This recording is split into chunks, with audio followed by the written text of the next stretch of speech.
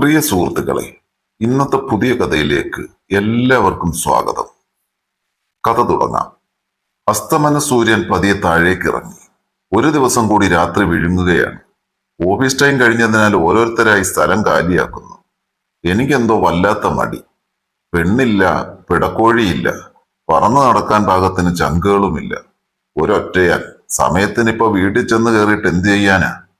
വീണടം വിഷ്ണുലോകം. കുറച്ചു നേരം കൂടി ഇരിക്കാം, അല്ലെങ്കിലും ഓഫീസിൽ ചുമ്മാതിരിക്കാൻ തന്നെ ഒരു രസമാണ്. പ്രിന്ററിൽ നിന്നൊരു പേപ്പർ എടുത്ത് പ്ലെയിൻ ഉണ്ടാക്കി തുടങ്ങി. പോകെ പോകെ പ്ലെയിനിന് പുറകെ പലവിധ പേപ്പർ ഉപകരണങ്ങൾ എന്റെ ടേബിളിൽ നിരന്നു. ആഹാ, എന്താ അതിന്റെ ഒരു ഭംഗി! എന്തുവാ പരിപാടി? ഇവിടുത്തെ പേപ്പറൊക്കെ ഇങ്ങനെയാണല്ലേ തീരുന്നത്? മുന്നിൽ സതിയുണ്ണിത്താൻ കൈ രണ്ടും മടക്കി വെച്ച് ചോദ്യഭാവത്തിൽ പുരികമുയർത്തി നിൽക്കുന്നു. ടെൻഡറിംഗ് ടീമിന്റെ മാനേജരാണ്. ഞാനൊരു ചമ്മിയ ചിരിച്ചിരിച്ചു. 10 പൈസ മാറിയാൽ ഞങ്ങളോടൊക്കെ കണക്ക് പറയുമല്ലോ. CFO ഇങ്ങ് വരട്ടെ, ഞാൻ പറഞ്ഞു കൊടുക്കുന്നുണ്ട്. CFO പരമേശ്വരൻ എന്റെ മാനേജരാണ്. ശരിയാക്കി തരാം എന്ന മട്ടിൽ തലയാട്ടിക്കൊണ്ട് അവര് നേരെ നടന്നുപോയി. വാഷ്റൂമിലേക്കാകണം. ഇതൊക്കെ വെറും ചായക്കോപ്പയിലെ കൊടുങ്കാറ്റ്, കാര്യമാക്കാനില്ല. ഈ തള്ളയ്ക്കൊന്നും വീട്ടിൽ പോകാൻ നേരമായില്ലേ? എല്ലാരും സ്ഥലം വിട്ടിരിക്കുന്നല്ലോ. എന്റെ ശ്രദ്ധ വീണ്ടും പണിയുന്നതിലേക്ക് തിരിഞ്ഞു. ഇത് വലത്തോട്ടല്ലേ മടക്കേണ്ടത്, അതോ ഇടത്തോട്ടോ? തിരിച്ചും മറിച്ചും മടക്കി സമയം 7 മണി കഴിഞ്ഞു. സെക്യൂരിറ്റി ഗോപാലൻ വന്നു ലൈറ്റ് എല്ലാം അടച്ചു. എന്റെ റൂമിൽ മാത്രം വെട്ടമുണ്ട്. മിന്നാമിനിങ്ങിന്റെ നുറുങ്ങുവട്ടം. മതിയായി, തോൽവി സമ്മതിച്ചിരിക്കുന്നു. പേപ്പർ ചുരുട്ടി വേസ്റ്റ് ബാസ്ക്കറ്റിലേക്ക് ഒരു ഏറ് കൊടുത്തു. ബാല്യം ജയിച്ചിരിക്കുന്നു. സിസ്റ്റവും അണച്ച് പാണ്ഡവും തോളിലേറ്റി ഞാൻ എണീച്ചു. നല്ല തണുപ്പ്. ഗോപാലൻ AC അണയ്ക്കാൻ മറന്നിട്ടുണ്ട്. സർവത്ര ഇരുട്ട്. സതി ഉണ്ണിത്താന്റെ റൂമിലും വെട്ടമുണ്ട്. അവരിതുവരെ പോയിട്ടില്ല. ഞാൻ അങ്ങോട്ട് നടന്നു. സാമാന്യ മര്യാദയല്ലേ, ഒന്ന് പറഞ്ഞിട്ട് പോയേക്കാം. ഇനിയെങ്ങാനും ചെന്ന് CFOയോട് ചെന്ന് കൊളുത്തി കൊടുത്താലോ? ഹലോ മാഡം, പോകുന്നില്ലേ? ആ, ഇറങ്ങുവാണോ? എന്തായി, പേപ്പർ കംപ്ലീറ്റ് തീർത്തോ? ചമ്മിയ ചിരി തന്നെ എനിക്ക് ആയുധം. ആ, എന്തായാലും വന്നതല്ലേ. ഞാൻ കുറച്ച് പ്രിന്റ് വിട്ടിട്ടുണ്ട്, അതൊന്ന് എടുത്തു വന്നിട്ട് പോകും. സതി ഉണ്ണിത്താൻ ഓഫീസിന്റെ അങ്ങേയറ്റത്തുള്ള പ്രിന്ററിന്റെ നേരെ കൈ ചൂണ്ടി. ആ, ഛേദമില്ലാത്ത ഒരു ഉപകാരം. ഞാൻ ചെന്ന് പ്രിന്റ് എടുത്തു കൊണ്ടുവന്നു. നാളത്തേക്കുള്ള ടെൻഡറിന്റെ പേപ്പറുകളാണ്. ഒരേ സാധനം തന്നെ 2-3 വട്ടം പ്രിന്റ് വിട്ടിട്ടുണ്ട്. ഓരോരോ ദുരന്തങ്ങൾ. Thank you. ഒരു സഹായം കൂടി. അതെ, എനിക്ക് ഈ RKM എന്നുള്ള ഐറ്റത്തിന്റെ മാത്രം ഡീറ്റെയിൽസ് ഒന്ന് എടുത്തു തരാൻ പറ്റുമോ നിനക്ക്? പ്രിന്റ് എല്ലാം മേടിച്ച് ഡെസ്കിൽ അലക്ഷ്യമായി സ്ഥാപിച്ച ശേഷം മാനേജരമ്മ സ്ക്രീനിലേക്ക് നോക്കി പറഞ്ഞു. മാഡം, അത് മൊത്തം സെലക്ട് ചെയ്തിട്ട് ഫിൽട്ടർ ചെയ്ത് അടുത്ത ഷീറ്റിലേക്ക് കോപ്പി ചെയ്താൽ മതി. സതി ഉണ്ണിത്താൻ അന്തിച്ച് എന്നെ നോക്കി. ദീപസ്തംഭം മഹാശ്ചര്യം. ഞാൻ കസേര വലിച്ചിട്ട് അവിടെ ഇരുന്നു. സിസ്റ്റം എന്റെ മുന്നിലേക്ക് നീക്കി വെച്ചു. ചണമേതാ ചാണകമേതാ എന്ന് തിരിച്ചറിഞ്ഞുകൂടാത്തതിനെയൊക്കെ പിടിച്ചു മാനേജരാക്കിയാൽ ഇങ്ങനെ ഇരിക്കും. അല്ലെങ്കിലും തള്ളാനല്ലാതെ പണിയെടുക്കാൻ അറിയില്ലല്ലോ പാവങ്ങൾക്ക്. സംഭവം ഞാൻ ഏറ്റെടുത്തു എന്ന് മനസ്സിലാക്കിയ സതി ഉണ്ണിത്താൻ ശേഷം ഓട്ടോമാറ്റിക്കായി എന്നെ മാനേജ് ചെയ്യാൻ തുടങ്ങി. അതങ്ങനെയല്ല, ഇതിങ്ങനെ ചെയ്തൂടെ? ഇതിങ്ങനെ ചെയ്താൽ ദങ്ങനെ കിട്ടും. ഞാനെല്ലാം മൂളി കേട്ടുകൊണ്ടിരുന്നു. എന്തു ചെയ്യാം, ഞാനൊരു പരോപകാരിയായി പോയില്ലേ. പരോപകാരത്തിന്റെ കാര്യം പറഞ്ഞാൽ അതങ്ങനെ ഉദാരമായി ചെയ്യുന്ന ഒരാളല്ല ഞാൻ. പിന്നെ ഇവിടുത്തെ സിറ്റുവേഷൻ എന്താണെന്ന് വെച്ചാൽ മാനേജരമ്മ അത്യാവശ്യം സുന്ദരിയാണ്. എനിക്കും മാനേജരമ്മയുടെയും ഇടയ്ക്ക് ചെറുതല്ലാത്ത ഒരു വടംവലി കുറച്ചു കാലമായി ഇങ്ങനെ നടക്കുന്നുണ്ട്. ആരോടും ചോദിക്കാത്ത മണ്ടൻ സംശയങ്ങൾ എന്നോട് ചോദിക്കുക. ഒരു കേക്ക് മുറിക്കുമ്പോഴോ ഒരു ഫോട്ടോ എടുക്കുമ്പോഴോ എന്നെ പ്രത്യേകം അന്വേഷിക്കുക ഒക്കെ ഞാൻ ശ്രദ്ധിക്കാറുണ്ട്. ഏത് ഓഫീസ് ഫോട്ടോ എടുത്താലും മിക്കവാറും എൻ്റെ അടുത്ത് തന്നെയായിരിക്കും മാനേജരമ്മയുടെ പൊസിഷൻ. നോട്ടത്തിൽ, ചലനത്തിൽ ഒക്കെ ഒരു ടെൻഷൻ പ്രതിഫലിക്കുന്നുണ്ട്. ചിലപ്പോൾ എൻ്റെ തോന്നലാകാം. 27-കാരനായ ഒരു അവിവാഹിതൻ പയ്യനല്ലേ ഞാൻ. തോന്നിയില്ലെങ്കിലേ അത്ഭുതമുള്ളൂ. ഞാനിവിടെ നേരമില്ലാത്ത നേരത്ത് ഇല്ലാത്ത പണിയെടുക്കുന്നതിന്റെ ഗുട്ടൻസ് ഇപ്പോ മനസ്സിലായി കാണുമല്ലോ. ഒരു മനസുഖം. അങ്ങനെ ഞരങ്ങിയും മൂളിയും വെട്ടിയും തിരുത്തിയും അരമണിക്കൂർ പണിത് ടെൻഡർ ഞാൻ VPക്ക് ദയിക്കുന്ന പരുവത്തിലാക്കി.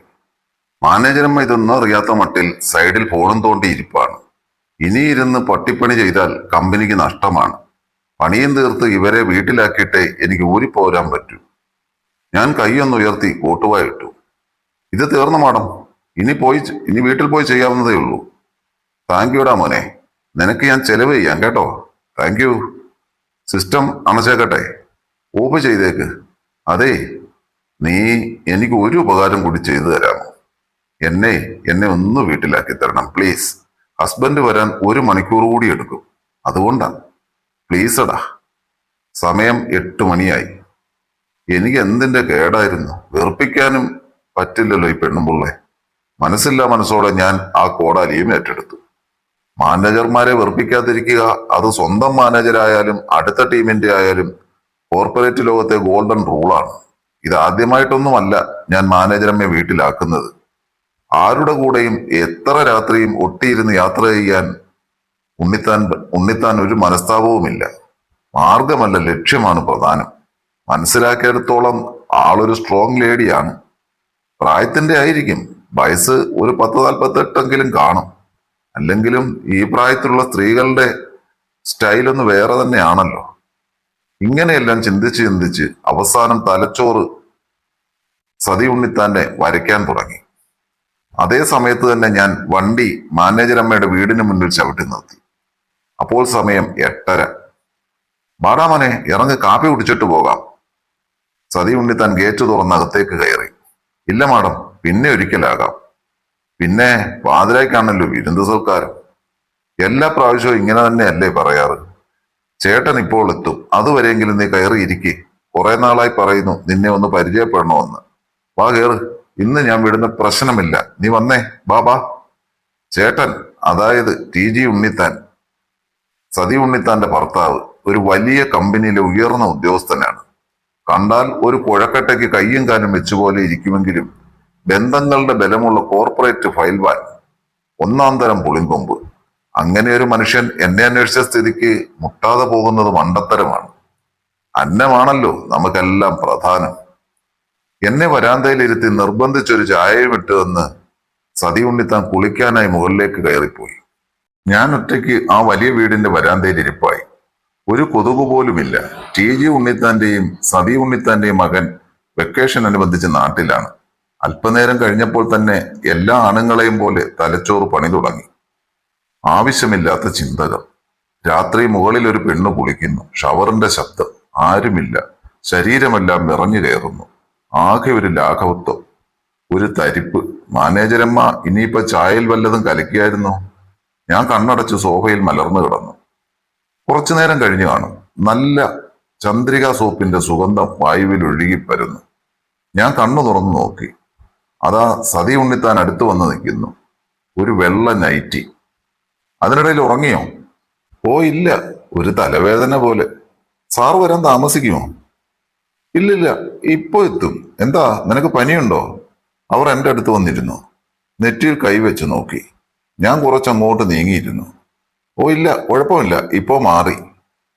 മാനേജരമ്മയുടെ കൈ നെറ്റിയിൽ നിന്നും എന്റെ മാറിൽ വിശ്രമിച്ചു. ഒരു ബാഡ് ടച്ച്. ശരീരമാസകലം സൂചി കുത്തി ഇറക്കുന്നത് പോലെ ധരിക്കുന്നു. സാർ എത്താറായില്ലേ? പിടി ചെറുതായി മുറുകുന്നില്ലേ എന്നെനിക്കൊരു സംശയം. ഇപ്പൊ എത്തും. അതുവരെ നമുക്ക് മിണ്ടിയും പറഞ്ഞൊക്കെ ഇരിക്കാവടാ മോനെ. എന്താണ് ഇവരുടെ ഉദ്ദേശം? ആകെ മൊത്തം ഒരു വശപ്പിശക്. ഞാൻ മാനേജരമ്മയുടെ കൈയിലേക്കൊന്ന് നോക്കി. എന്റെ നോട്ടം കണ്ടിട്ടാവണം അവർ കൈ പിൻവലിച്ചു. അസുഖകരമായ ഒരു മൗനം അന്തരീക്ഷത്തിൽ നിറഞ്ഞു നിന്നു. കുറച്ചു നേരം ഞാൻ തട്ടിൻ പുറത്തേക്ക് തുറച്ചു നോക്കി. കെട്ടിയവൻ ഇപ്പോഴെങ്ങാനും കെട്ടിയെടുക്കുവോ? ഞാൻ ആലോചിച്ചു. നിനക്കെന്താടാ ലൈനൊന്നും ഇല്ലാത്തത്? മാനേജരമ്മയുടെ ചോദ്യം. നല്ല ചോദ്യം. എനിക്ക് തന്നെ ഉത്തരം അറിയില്ല, അത്ര തന്നെ. മറുപടിയായി ഞാൻ പുഞ്ചിരിച്ചു. എന്തു ചോദിച്ചാലും ഇങ്ങനെ ഈ ചിരിച്ച് കാണിച്ചോണം. എന്റെ നല്ല പ്രായത്തിലായിരുന്നെ കാണാമായിരുന്നു. ഇതും പറഞ്ഞ് അവർ സോഫയുടെ മറുവശത്തേക്ക് ചാഞ്ഞു. കാല് പൊക്കി എന്റെ ഇടതേ കാലിന്റെ മുകളിൽ വെച്ചു. എന്റെ ഹൃദയം ശക്തിയായി ഇടിച്ചു. തലയാകെ പെരുത്തു വരുന്നു. പാദങ്ങളിൽ നിന്ന് 2 സ്വർണ്ണക്കൊലുസുകൾ ഒഴുകിയിറങ്ങുന്നു. ആ കൊഴുത്ത കാലുകളിൽ എന്റെ കണ്ണുകൾ ഉടക്കി നിന്നു. സകല ഞരമ്പുകളിലൂടെയും രക്തം ഇരച്ചു കയറി. ഇവളുടെ കെട്ടിയവനൊന്നും കെട്ടിയെടുക്കാൻ പോകുന്നില്ല. ഞാനും സതി ഉണ്ണിത്താനും മാത്രം. ഞാൻ ആ കുലിസിട്ട പാദങ്ങളിൽ ചെറുതായി ഒന്ന് കൈയമർത്തി.